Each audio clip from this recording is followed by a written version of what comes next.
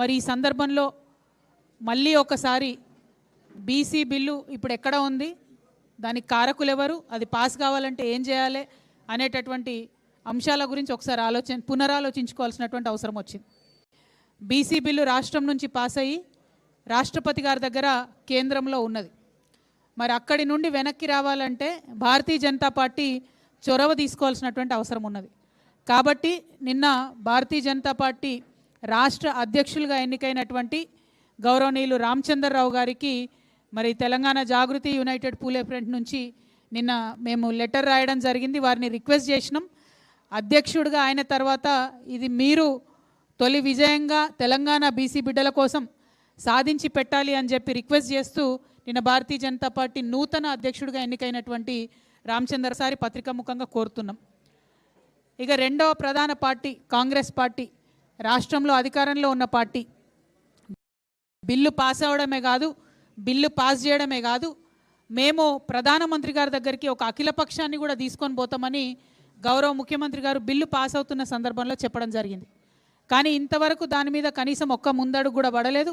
అఖిలపక్షానికి సంబంధించి ఏ పార్టీలకు ముఖ్యమంత్రి గారు లెటర్ రాయలేదు. అఖిలపక్షం తీసుకొని వస్తానని ప్రధానమంత్రి గారికి కూడా వారు లెటర్ రాయలేదు. లెటర్ రాయకపోగా మల్లికార్జున్ ఖర్గే గారు, జాతీయ కాంగ్రెస్ పార్టీ అధ్యక్షులైనటువంటి మల్లికార్జున్ ఖర్గే గారు ఇవాళ హైదరాబాద్కు వస్తూ ఉన్నారు. ఎందుకోసం వస్తున్నారు? కేవలం కాంగ్రెస్ పార్టీ జిల్లా, మండల, గ్రామస్థాయి కార్యకర్తలతో మాట్లాడడానికి వస్తూ ఉన్నారు. రాబోతున్నటువంటి స్థానిక సంస్థల ఎన్నికలలో వారిని సన్నద్ధం చేయడానికి వస్తూ ఉన్నారు.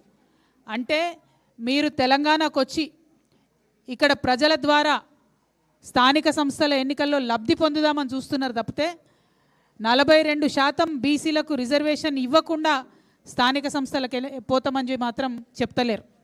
మల్లికార్జున్ ఖర్గే గారు నేను డిమాండ్ చేస్తూ ఉన్నా, 42% బీసీలకు రిజర్వేషన్ లేకుండా ఎట్టి పరిస్థితుల్లో స్థానిక సంస్థల ఎన్నికలు నిర్వహించడానికి వీల్లేదు. దానికోసం మీరు ప్రయత్నం చేయండి. మల్లికార్జున్ ఖర్గే గారు స్వయంగా రాజ్యసభలో ఉన్నారు. ఇంతవరకు ఒక్కసారి కూడా వారు రాజ్యసభలో బీసీలకు అనుకూలంగా మాట్లాడలేదు. రాహుల్ గాంధీ గారు లోక్సభలో ఉన్నారు, ప్రియాంక గాంధీ గారు లోక్సభలో ఉన్నారు. వారిద్దరు కూడా ఎప్పుడు బీసీల కోసం, తెలంగాణ బీసీల కోసం అనుకూలంగా మాట్లాడినటువంటి దాఖలాలు ఇంతవరకు కనబడలేదు. పెద్దలు సోనియా గాంధీ గారు కూడా చట్టసభల్లో ఉన్నారు, కానీ వారు కూడా ఇంతవరకు తెలంగాణ బీసీల కోసం మాట్లాడినట్టు అనిపించలేదు. ఇదే సోనియా గాంధీ గారు, ఇదే రాహుల్ గాంధీ గారు, ఇదే ప్రియాంక గాంధీ గారు, ఇదే మల్లికార్జున్ ఖర్గే గారు మన చేవెళ్ళకు వచ్చి ఎస్సీ ఎస్టీ డిక్లరేషన్ ఇచ్చిండ్రు, కామారెడ్డికి వచ్చి బీసీ డిక్లరేషన్ చేసిండ్రు, సిద్దిరామయ్య గారిని తీసుకొచ్చి అనేకమైన డిక్లరేషన్లు చేసి సంతకాలు పెట్టి వాగ్దానాలు చేసి ఇవాళ అధికారంలోకి వచ్చిండ్రు. కాబట్టి మల్లికార్జున్ ఖర్గే గారిని మా హక్కుగా తెలంగాణ ప్రజలకు మీరు ఇచ్చినటువంటి మాట నిలబెట్టుకోవాల్సిందిగా మేము డిమాండ్ చేస్తూ ఉన్నాం. వారికి లేఖ ద్వారా తెలంగాణ జాగృతి యునైటెడ్ పూలే ఫ్రంట్ నుంచి మల్లికార్జున్ ఖర్గే గారికి లేఖ ద్వారా మేము విజ్ఞప్తి చేస్తూ ఉన్నాం.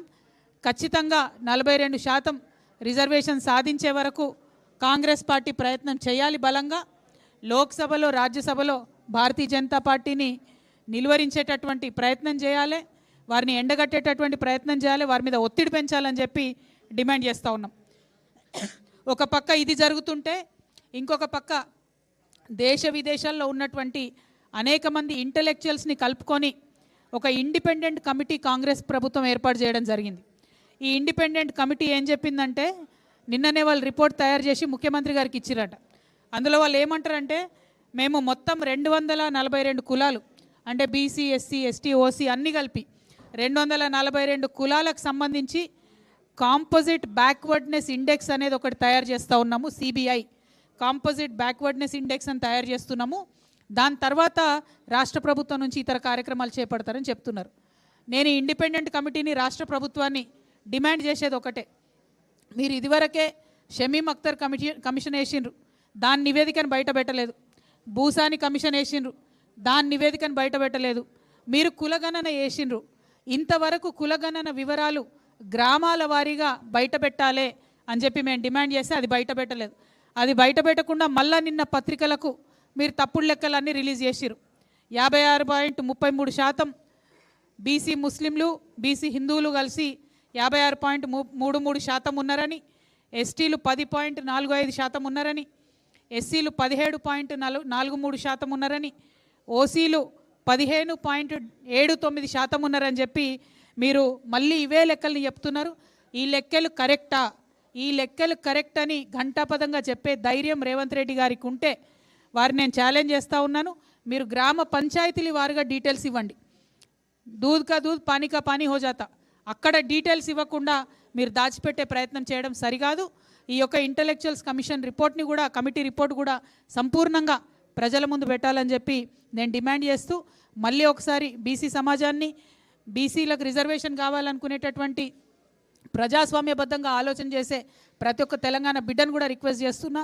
17 జూలై నాడు పెట్టినటువంటి రైల్ రోకోని మనందరం కలిసి విజయవంతం చేసుకుందాం.